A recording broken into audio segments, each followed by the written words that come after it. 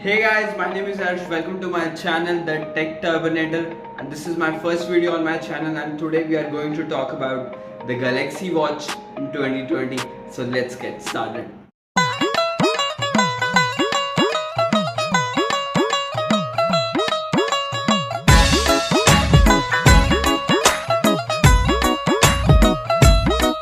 The body of the watch consists of two buttons. The upper one is the back button and the lower one is the home or menu button.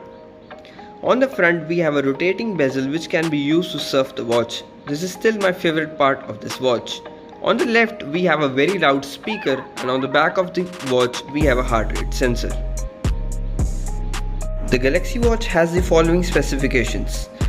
It rocks the dual-core Exynos 9 processor, 1.5GB of RAM, 4GB of storage, and Tizen OS with Samsung's One UI on top, and battery of around 472 mAh, which is pretty good, and rocks the Super AMOLED display, which is very bright.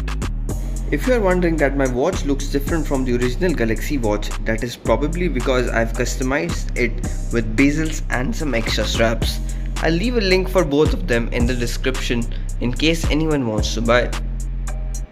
To figure out if this watch is still a viable option in 2020, let's take a look at all the pros and the cons of owning this watch in this year. So let's take a look at the pros first. So let's talk about the first pro of this watch in 2020, that is performance. The performance of this watch is still pretty good in 2020, and I have not experienced any kind of lag while using this watch. Even after the regular updates I've been receiving, the performance never went downhill, which implies that Samsung's Exynos processor for this watch is durable and reliable even in 2020.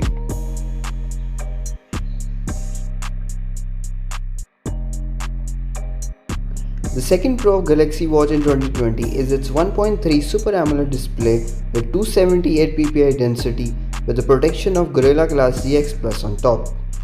The display looks pretty bright both indoors and outdoors. Even when I move the display under the sunlight, it looks almost the same as it looks under the shade.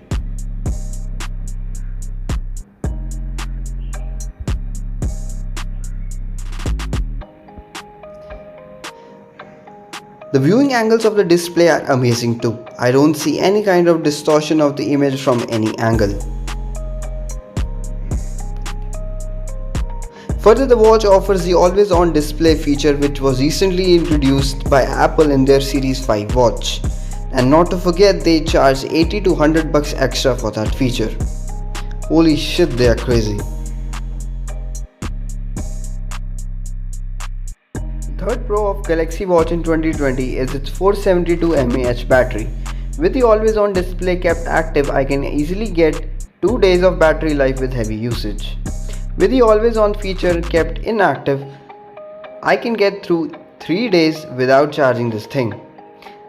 This battery life performance is fantastic if we compare it to the Apple Watch Series 5 and Galaxy Watch Active 2, whose battery only lasts 1 day with always on feature kept active, and then they need to be recharged.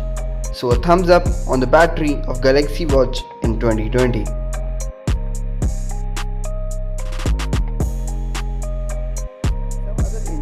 Pros for this watch for this year are the rotating bezel, which is still the favorite part of my watch. You can surf around the watch using this bezel, which is still very cool even in 2020.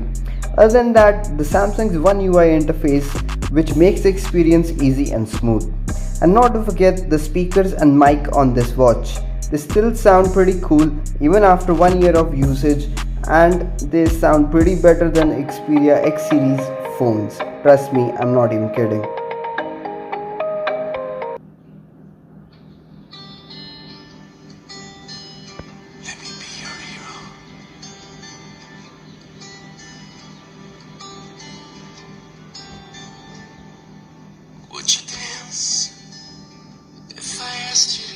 So these were all the pros of owning this watch in 2020. Now let's take a look at all the disadvantages of owning this watch in this year.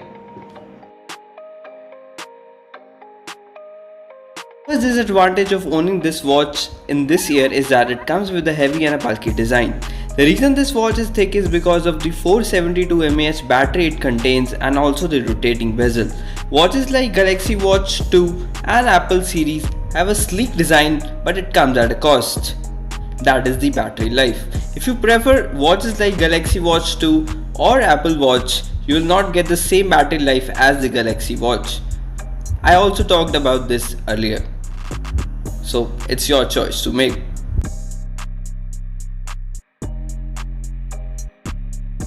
Another disadvantage of owning this watch in 2020 is the price you have to pay for it.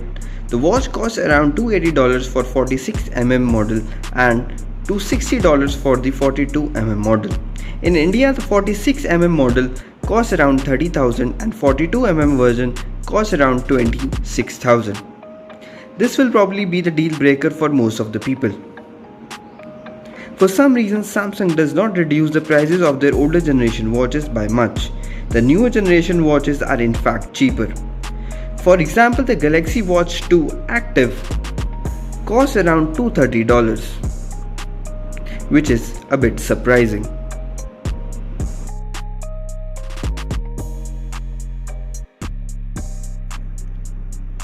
Another disadvantage of this watch in 2020 is that it lacks features like ECG, electrocardiogram, which newer generation watches have. Especially Apple is known for this feature since it has led to saving a lot of lives. I really feel Samsung should have included this feature in this watch, considering the price of this watch was kept very high.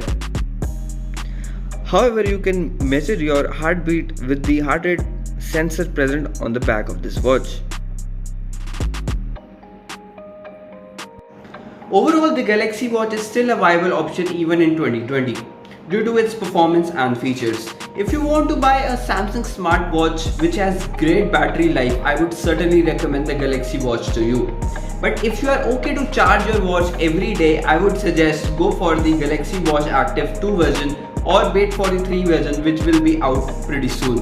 Okay guys, that's all for now from my side. If you really liked the video, don't forget to like, share, comment and subscribe to my channel, which is very important for more tech videos. And if you have any kind of questions, please feel free to ask them in the comment section. I'll be happy to answer those for you.